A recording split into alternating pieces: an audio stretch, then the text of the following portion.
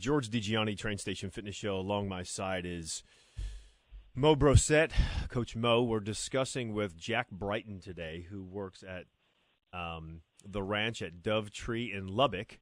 He's a counselor there, and we're talking about addiction. And we're not limiting it, addiction discussion today to alcohol or drugs. But what about gaming and something Mo brought up earlier about text neck? Yeah. I'm going past the gaming because it starts earlier than that from what I've seen in the past couple of years.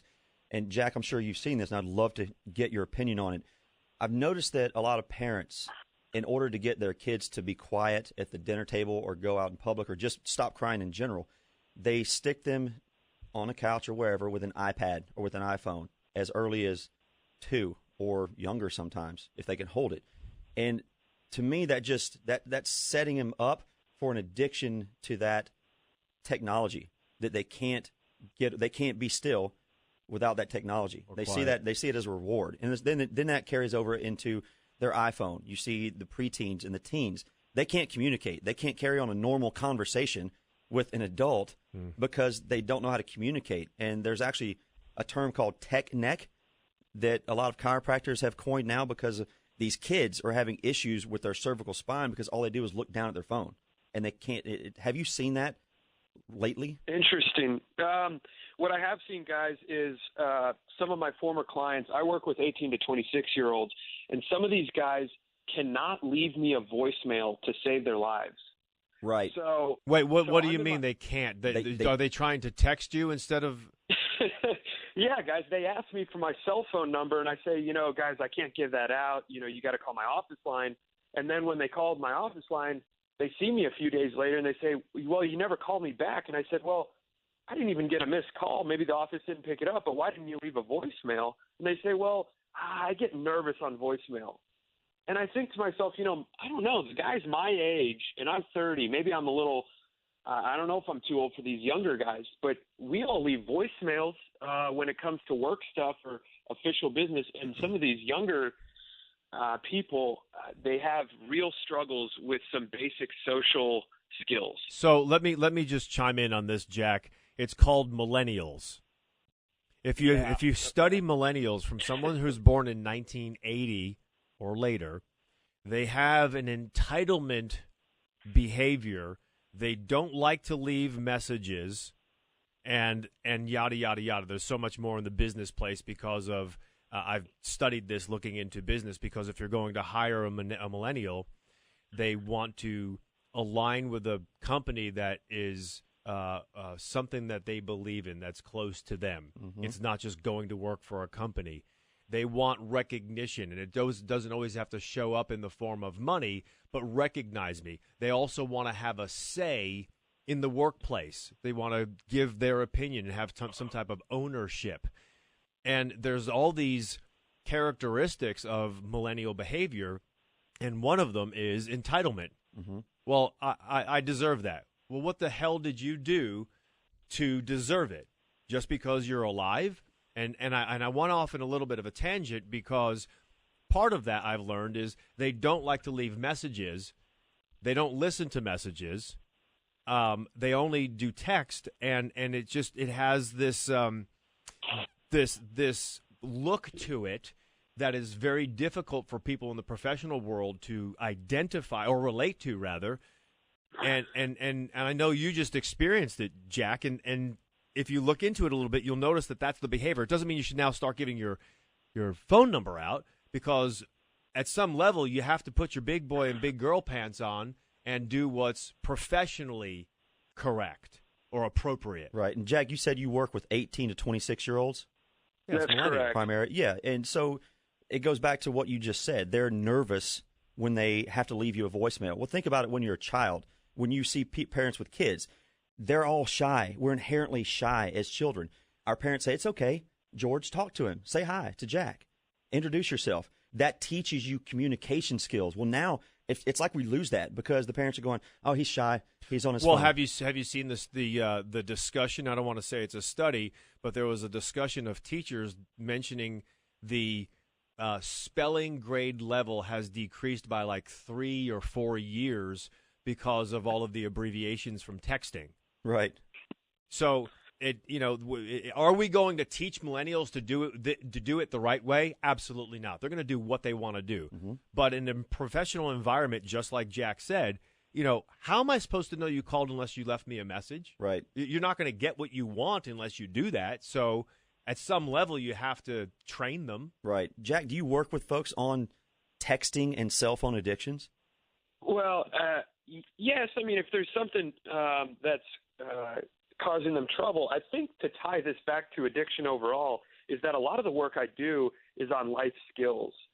So we'll talk about what it's like to leave a voicemail. That may sound like very basic stuff, but for a 19-year-old who has an inability to perform, I think at the developmental level we'd like to see, that we're not just talking about compulsive use of anything in my office. We're also talking about how to improve communication, how to improve awareness, and then how to develop sort of some skills for better relationships, which will give them a sense of confidence.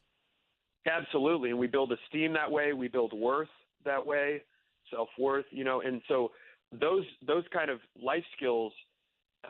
If a person is not willing to see that they have a problem with a cell phone, they're not willing to see a problem with overexercise, perhaps they can see that they need some help with communication ability. So there was another study that was done with people who get frustrated waiting in lines. So in line at the bank or a store, or just waiting, just queuing as they call it, or it's known to be. And there's a period of time where people get so frustrated they're willing to walk out of line and go somewhere else or not get their fix. Let's say it's coffee. Or they get frustrated and they start looking at the person who's causing the line to be so darn slow, whether it's the bank teller, let's say, or somebody in line who's talking too long or whatever's on their mind. That period of time is 5 minutes. The only reason it's 5 minutes is because people are on their cell phones doing what they can, doing whatever they do on their cell phones. Right. That time goes by. They look up and it's like, well, what the hell's going on? Where's the and now it's the teller that's going, excuse me, sir. Yeah, right? So, Jack, why is it so hard for people to quit any addiction or change or limit the addiction? I don't know what the proper terminology is. Sure. It's usually because there's some sense of euphoria from the activity. So when the payoff is a nice feeling mentally, emotionally, perhaps physically, then no one's going to stop so quickly, right? Also, if somebody is allowed to have the addiction and sort of there are no consequences, for instance, I'll have clients whose families will cover up their legal cases, so there's never any consequences faced, right? So then it just sort of is enabled and permitted. And what I really like to spend some time on, if we have some minutes in a little bit, is boundaries, right? The importance of families recognizing issues and not just letting it keep going. So please go ahead and start with that now. That's huge. Sure. So if I have a mother her son is in my office, and she says to me, gosh, the first phone call that Jimmy did to us, it was so nice. He was so pleasant. And I think, he's just motivated and he's interested in getting well. And I say, hang on a second, Mom, let's celebrate this one victory. Yeah, let's celebrate this one victory, but let's not forget Jimmy's pattern of sort of setting you up to make you feel good, only to then get what he wants out of you. So we have to, and I'm not saying every person in my office is manipulative, but I'm saying there's definitely characteristics to behavior that show signs of potential danger. Wouldn't you say that's a characteristic of anybody who has an addiction? They're going to be manipulative so they can continue to get their fix? Yeah, and some of it's not, they're not trying to be pathological about it. They're not trying to be dirtbags with their behavior. They're just simply used to what they do to keep doing their addiction. But some of it is ugly, right? And some of it does take a turn for the worse where, I've had parents email me late at night and say, Jimmy just called and he sounds terrible. He's crying on the phone. and it's just heart-wrenching for these mothers and these fathers who think their kid is going to get wellness while he's in a treatment program or while she's in a treatment program, and the kid for a while might continue to enact the behaviors that probably got him there. Of course. I mean, it takes 30 days to formulate a habit. That's what I think it's 21, but it also may be case by case, depending on Right. if you have substance in you, how long that takes to get out of you and change that habit. And it's just, I don't know. How does a parent begin to really recognize that? And maybe that's also addiction by addiction, right? How Right. does a parent recognize a child's? Earlier you mentioned that parents, to get their child to be quiet or to do something, will give them a tablet or a phone. Yeah, you're At enabling. some level, I love that. And when I become a parent, I'm sure I'm going to do that very thing. But knowing what I've been exposed to from this show and even in the past, I think that I'm going to take precautions to do it at certain times, not at the dinner table, because the dinner table is supposed to be for family. What the Right. hell happened to family? Somebody's on their cell phone, somebody's on the tablet. They don't eat together anymore. And when they do, they're doing these things. And it's completely fractured. That's not bringing everybody together because Right. you're quiet and not crying. Right, because when we had dinner, we used to talk about the day, talk about what's going on. And you can have things going on in the background. And I'm not saying you can't give your kids an iPad or an iPhone. There's always a place. But it's that, when does it become excessive? Right. So, Jack, quickly, are there some addictions that are stronger than others? And I know that may sound trivial, but you know how you could say, well, George, you have people who do drugs and you have people who do gaming. Is it? I know there's a physiological addiction because of the drug, because we've discussed cocaine and caffeine taking over, where it's not even the mental part as much anymore. But outside of that, drugs and alcohol or anything that can cause that physical addiction. Is there something there's one addiction that's more difficult to overcome than another? Yeah, I think you're spot on with there are some. Gambling addiction has, I think, the highest suicide rate among participants, right? So we might say, well, heroin's really dangerous. Well, so is going into debt, $200,000, and then ultimately just seeing no way out, right? And your family can't eat. And you don't know what to do. Right.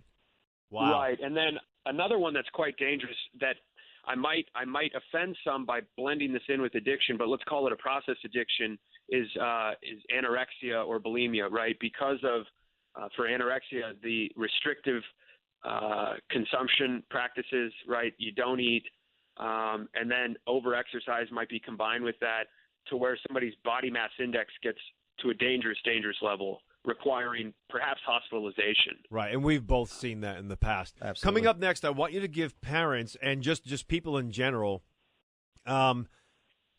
ideas of what they can do when someone's in the throes of an addiction. They've identified it. Now what? Do you create an intervention? Will they accept it? Are you going to push them further into the addiction? What does that look like? How, once they have identified it, do they move forward to get the results that person needs, and also the relief the family member or whoever it is may need?